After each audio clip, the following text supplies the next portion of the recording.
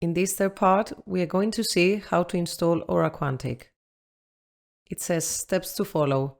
Once the environment has been prepared, complying with the requirements and following the recommendations indicated in the corresponding manual, we have to first look for AuraQuantic installation. So we just have to go to the private portal, knowledge base, and then installation, AuraQuantic installation.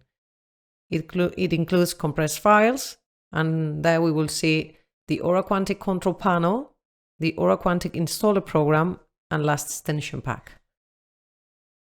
Start session as administrator user. Start Windows session on the server when you want to install AuraQuantic with a user from the Windows administrators group.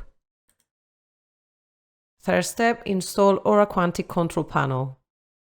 Run the executable file of the master, for example, apneon 20.20.02.05.exe. A shortcut will be created on the desktop. And fourth step, install AuraQuantic. Create a new installation. We have to open Control Panel, and to install, click on Add New Installation. For that, we need to follow the instructions that we will find in the installation guide.